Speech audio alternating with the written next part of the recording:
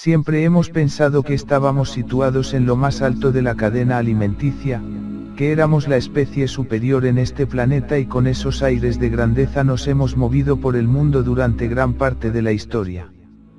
Hemos mirado con desprecio y superioridad al resto de especies que habita la naturaleza, pasando por nuestros fogones a casi la totalidad de las mismas, pero ay de nosotros cuando nos percatemos que no solo no estamos en lo más alto de dicha pirámide, sino que seguramente, tendremos que bajar un par de peldaños. Todos los dioses que han tenido los distintos pueblos a lo largo de la historia, han exigido como parte indispensable de su adoración e intercambio de conocimientos, un ritual de carne y sangre, acompañado de ceremonias en las que las carnicerías y las más horrendas torturas se llevaban a cabo sobre animales, niños, primogénitos en muchos casos, mujeres, por lo general vírgenes, y hombres, guerreros, iniciados o cualquier tipo de elegido a su gusto, en los que un sacerdote elegido por estas entidades, aplicaba los mandatos divinos para goce y satisfacción de estos. Hay tres formas básicas de alimentarse de nosotros o mejor, como formar parte de su alimento, dejar claro desde el principio, que estas entidades no son humanas, todas tienen cuerpo físico y en su dieta los humanos formamos un elemento más en el menú. Ellos mantienen su forma básica de alimentación a los humanos, su mejor recurso, ellos aprecian más nuestra especie sobre cualquier otra que habite el planeta, aunque esto no quiera decir que esas especies menores no les sirvan, simplemente extraen un catálogo más amplio de placer y una extensión más amplia de texturas a través nuestra. Existen tres grupos básicos, los que se alimentan de nuestra carne y nuestra sangre, los que se alimentan de nuestra energía y los que lo hacen refinando nuestra energía de formas más complejas, pero no por ello mejores. La mayoría de estas entidades son regresivas, esto quiere decir que disfrutan de la energía en su estado más negativo, son primarias en esencia y sus conciencias no evolucionan, por lo general, hacia estados de conocimiento del otro, empatía, no son humanos, su origen es reptil y anfibio. Seguramente llegados a este punto, seas o bien de los que niegas o bien de los que matizarías aún más. Estos reptiles toman nuestra carne, nuestra sangre y nuestras grasas, como alimento esencial, pero no se limitan a consumirnos como nosotros pudiéramos hacer con una vaca. Es necesario que esta carne sea macerada de una forma especial, ellos aplicarán mediante tortura y las formas más horrendas de aplicar dolor al sacrificado hasta llevarlo al límite, dejarlo en un éxtasis de dolor consciente, procurarán llevarlo al paroxismo, al dolor máximo sin que éste pierda el conocimiento ya que es ingrediente indispensable. Las glándulas cerebrales se encargará de inundar el torrente sanguíneo de un cóctel de endorfinas y adrenalina que harán las delicias de estos predadores. Debemos asumir que estos reptiles tienen altas cotas de poder sobre el pueblo, debido a su supuesta divinidad y al hecho de mantenerse completamente ocultos a nuestros ojos. Ellos requieren que se les sirvan su alimento como a ellos les gusta que les sea cocinado y cuesta poco imaginarse a estos reptiles devorando nuestra carne y bebiendo nuestra sangre. Detrás de estos entes están todos los estamentos de poder que conoces, siendo la Iglesia y la política sus principales surtidores de recursos. Las redes de pederastia, trata de blancas y tráfico humano, surten a través de los resortes y los recursos de los que disponen las altas instituciones, para mantener un flujo constante de este preciado recurso alimenticio. Detrás de las desapariciones de niños y adolescentes, de los cuales más del 95% no se vuelve a tener conocimiento de su existencia, entrando a formar parte de estas redes de suministro cárnico. Cientos de miles de niños y adolescentes acaban literalmente en el menú de estos seres, con el beneplácito de todos los organismos político-religiosos y el total desconocimiento de la mayor parte de las fuerzas de seguridad. ¿Qué pasa cuando estos reptiles no son de nuestra densidad? Los entes de cuarta densidad anclados en la negatividad, que no precisan de alimento físico y extraen la energía que precisan a través de otros recursos. En las densidades superiores a la nuestra, la forma de alimentarse es completamente distinta. Las entidades de carácter positivo extraen su sustento del prana, en el caso negativo requieren de otros estímulos para satisfacer sus necesidades energéticas. Llamarlo alimento no sería del todo exacto, pero este concepto servirá para asimilarlo mejor.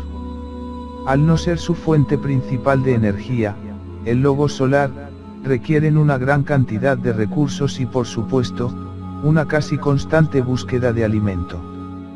Estas entidades reptiles que viven en el llamado bajo astral, lejos de nuestro normal rango visual y sensorial, tienen una especie de apetito que se satisface mediante la parasitación y la absorción de energías que nosotros como entes espirituales emanamos de algún modo.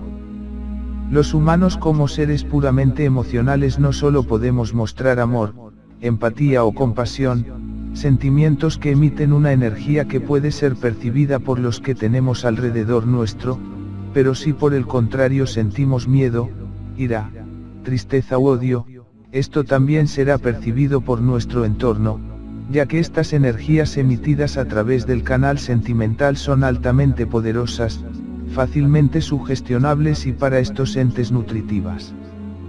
Para poneros un ejemplo palpable, es muy común el haber conocido a alguien, un amigo, conocido o familiar, que al estar un tiempo con él o ella, sentimos un cansancio fuera de lo normal, es como si nos hubieran robado nuestra energía, nuestra esencia vital. Los vampiros energéticos son muy comunes sobre todo en entornos laborales de alto estrés. Es muy común que algunos de los integrantes de ese entorno laboral absorban consciente o inconscientemente la energía de aquellos que le rodean, especialmente de individuos anímicamente más vulnerables. Los estados anímicos bajos o depresivos son ideales para que literalmente te dejen seco. Cuando estos demonios son invocados en esos rituales y en el sacrificio ceremonial, la práctica de la tortura solo sirve en un primer momento para atraer y posteriormente alimentar con esa mezcla de miedo y dolor a estas entidades y después alimentar con la carne y la sangre al resto, ritual imitado en las misas cristianas. Estos seres energéticos de baja vibración no necesitan necesariamente estas invocaciones ritualísticas para alimentarse, estas solo se producen cuando la Cábala lo ordena.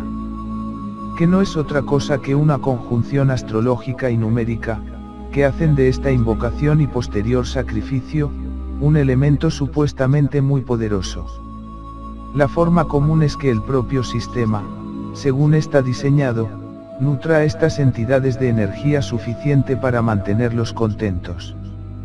Nuestra sociedad según está construida, o más bien cómo la construyeron, fue diseñada para, no solo mantenernos controlados y sumisos, sino para estar constantemente emitiendo energías de baja vibración, para servir de alimento a estas entidades. Solo hay que echar un vistazo detenidamente a nuestro sistema, en el que la competitividad, la culpa, el miedo, la depresión, el amor posesivo y el vacío moral, campan a sus anchas en un perfecto caldo de cultivo para estar emitiendo este tipo de energía. Ellos se alimentan de forma parasitaria del odio, el miedo, la ira, la culpa, el rencor y un largo etcétera de sentimientos negativos, que hacen que propiciemos una emanación energética tal que seamos un auténtico manjar para ellos y nuestro planeta sea un auténtico y gigantesco buffet libre. Es común que el sistema organice eventos especiales para que satisfagan su apetito, ya no solo en conflictos armados o atentados que provoque el terror, sino que también se diseñaron eventos para que el ganado humano descargase en ellos sus bajas energías de forma colectiva a través de grandes eventos deportivos o musicales, que en determinadas épocas del año se organizan para ser pasto de estos parásitos. La naturaleza sin querer también contribuye a su alimentación energética y también disfrutan de buen llantar en grandes catástrofes, ya sean terremotos, tsunamis o cualquier otro evento climatológico extremo, donde el caos reine. También frecuentan lugares en los que ha habido grandes y aparatosos accidentes, para así adueñarse de toda esa acumulación de miedo, desesperanza y desasosiego. Estos entes regresivos también son capaces de parasitar elementos concretos. Estos parasitarios se pueden hacer con un individuo, una familia o una casa. En el caso de ser un individuo su objetivo, lo sumirán en una gran depresión, un estado infinito de tristeza, en el que ellos como auténticas garrapatas se alimentarán de él hasta provocarle el suicidio. Los hay que gustan de la posesión como modo de alimento, someterán a ese cuerpo a innumerables torturas físicas para su degustación hasta que son expulsados o el sujeto muere. En ambos casos puede ser una o más de entidades las que someten al humano. En el caso de que parasiten una familia, ellos provocarán la discordia y el odio entre los miembros y se alimentarán la tensión creada entre sus miembros para alimentarse ellos. Cuando esto ocurre, la familia elegida será sometida a constantes cambios de ánimo, del odio, a la tristeza, de la ira, a la depresión y les perseguirá, hasta que este núcleo familiar quede completamente destruido o estas entidades sean echadas.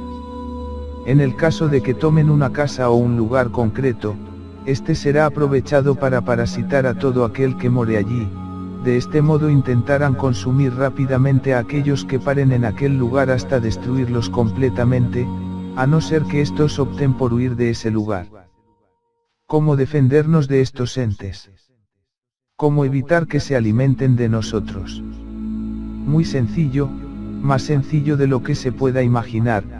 Si lo que quieres es no alimentar a estos demonios, lo mejor es evitar producir aquello que tanto les gusta y hacer todo lo contrario.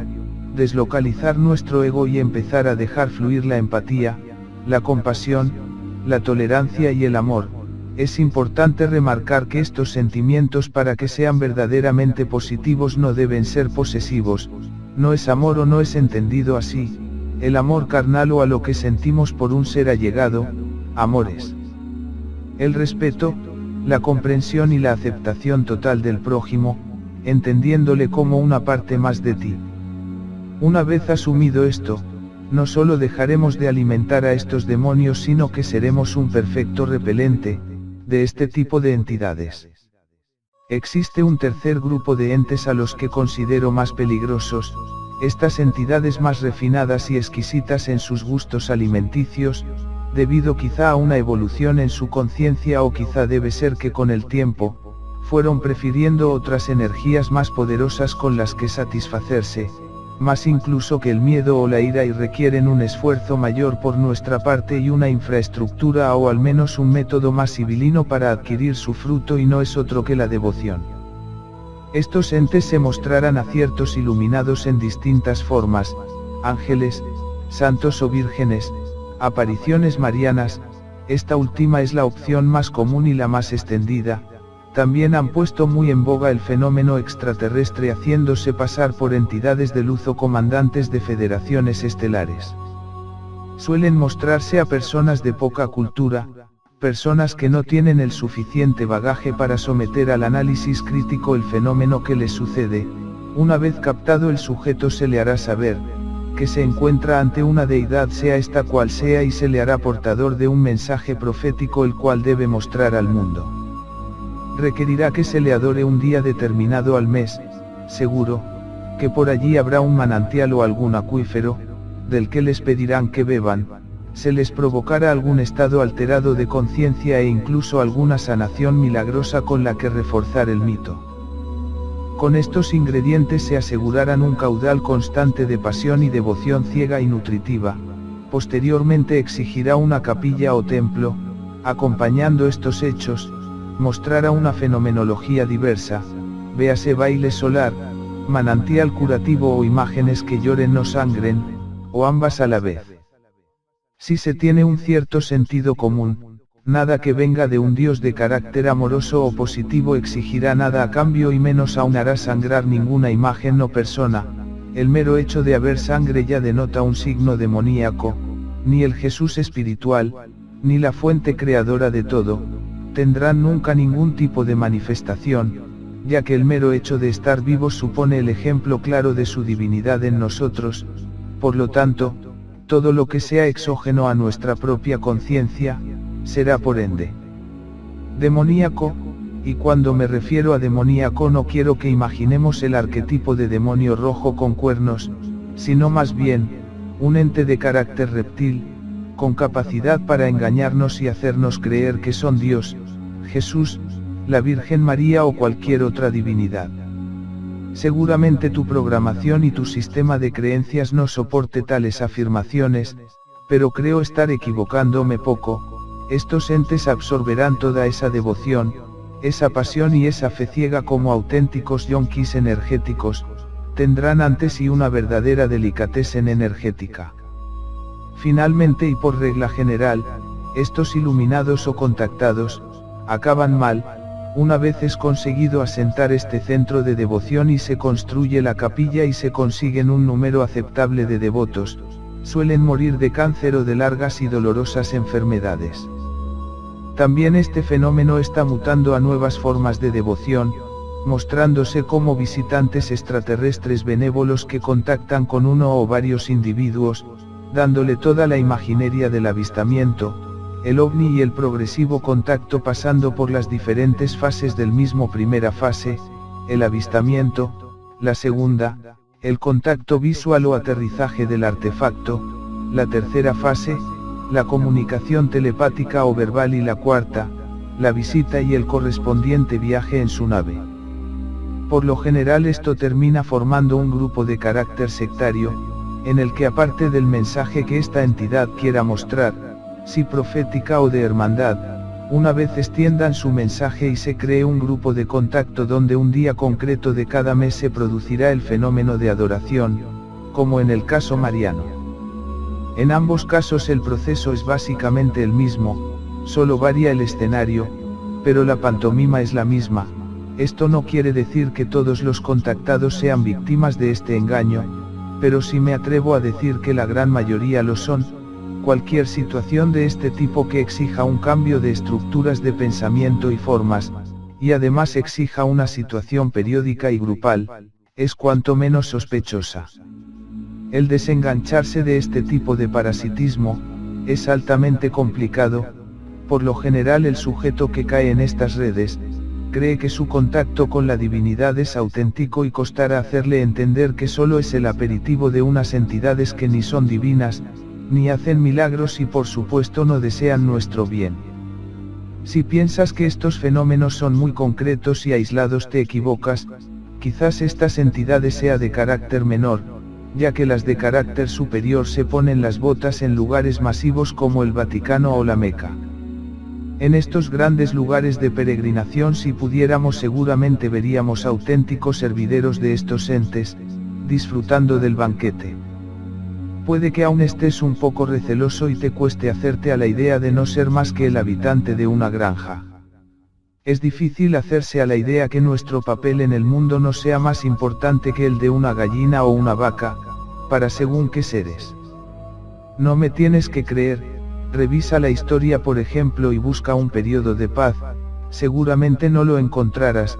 Se hace difícil entender por qué llevamos milenios matándonos bajo los pretextos más estúpidos. Me niego a creer que el ser humano es tan irracional que solo en el conflicto logre solucionar sus problemas. Por lo tanto, si tú como yo crees que no somos seres altamente irracionales y belicosos, por lo tanto a quién debe interesar el constante conflicto en el que estamos, el constante estado de odio y miedo, el constante enfrentamiento religioso y el constante estado de abatimiento en el que este sistema nos sume. Reflexiónalo y seguro que comenzarás a plantearte dejar de seguir alimentando a estos monstruos. Nuestra huida de la granja debe empezar por matar de hambre a estas entidades, dejar de tener miedo y dejar de creer en otras cosas que no seamos nosotros mismos. Una vez que esto sea algo al unísono y global, seremos completamente libres. En nuestra mano está la llave de la celda, ¿a qué esperamos para usarla?